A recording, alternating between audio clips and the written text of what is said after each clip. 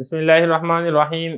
زاد الطالبین کا دوسرا باب ہے جملہ اسمیہ، سبق نمبر 19 ہے غیبت زنا سے بھی بری ہے۔ نبی کریم صلی اللہ علیہ وسلم نے ارشاد فرمایا الغیبۃ اشد من الزنا، غیبت زنا سے بھی زیادہ سخت ہے، زنا سے بھی زیادہ بری ہے۔ سب سے پہلے لغوی صرفی تحقیق کر لیتے ہیں، پھر انشاءاللہ اس کی تشریح کریں گے۔ پہلی بات ہے الغیبہ۔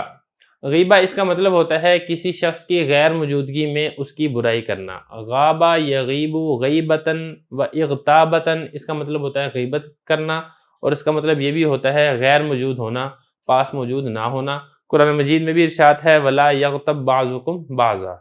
اس کے بعد آگے دیکھیں، آگے ہے اشد، شدہ یشد شدتاً، اس کا مطلب ہوتا ہے سخت ہونا۔ یہ اسی سے ہی اسم تفضیل کا صیغہ ہے، مطلب زیادہ سخت ہونے والی چیز۔ قرآن مجید میں بھی آتا ہے وَالْفِتْنَةُ أَشَدُّ مِنَ الْقَتْلِ، فتنہ یہ قتل سے زیادہ سخت ہے، زیادہ شدید ہے۔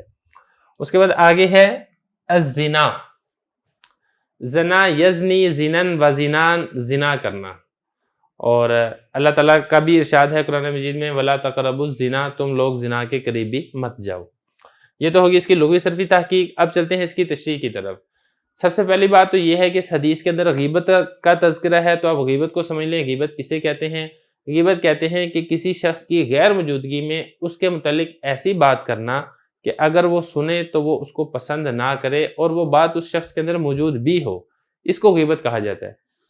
اور اگر آپ کسی کی غیر موجودگی میں ایسی بات کرتے ہیں جو وہ سنے اور ناپسند کرے، اور وہ اس کے اندر موجود بھی نہیں ہے، تو پھر یہ غیبت نہیں ہے بلکہ یہ بہتان ہے، اور بہتان یہ غیبت سے بھی بڑا شدید گناہ ہے۔ تو یہ تو ہوگی غیبت کی تعریف۔ اب اس حدیث کے اندر غیبت کرنے کو زنا سے بھی بڑا گناہ شمار کیا گیا ہے۔ اس کی وجہ کیا ہے؟ دیکھیں، اس کی مختلف وجوہات علماء کرام نے تحریر کی ہیں۔ مثلا یہ کہ زنا میں آدمی یہ سمجھتا ہے کہ میں نے گناہ کیا ہے، اور وہ اس پر نادم ہوتا ہے، توبہ کرتا ہے، استغفار کرتا ہے۔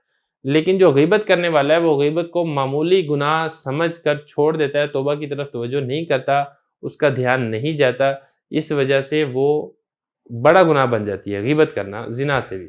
اور دوسری بات جو وجہ ایک اور ذکر کی گئی ہے وہ یہ ہے کہ غیبت کرنے والا اس کو گناہ سمجھتا ہی نہیں ہے، سرے سے گناہ ہی نہیں سمجھتا، اس لیے اس کے اندر یہ وعید فرمائی گئی ہے۔ تیسری وجہ ایک اور بیان کی گئی ہے، وہ یہ ہے کہ غیبت کا تعلق حقوق العباد سے ہے۔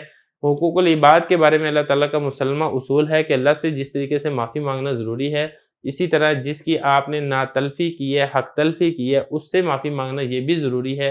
تو چونکہ حقوق العباد ہے، جب تک بندہ معاف نہیں کرے گا اللہ تعالیٰ بھی اس وقت تک معاف نہیں کریں گے، اس لیے اس کو زنا سے بھی زیادہ سخت فرمایا گیا ہے، کیونکہ زنا کی معافی صرف اللہ تعالیٰ سے مانگ لی جائے تو بھی یہ گناہ معاف ہو سکتا ہے۔ تو یہ ہو گیا، اس کا ترجمہ بھی ہو گیا، اس کی تشریح بھی ہوگی۔ اب چلتے ہیں اس کی ترکیب کی طرف۔ ترکیب اس کی آسان ہے۔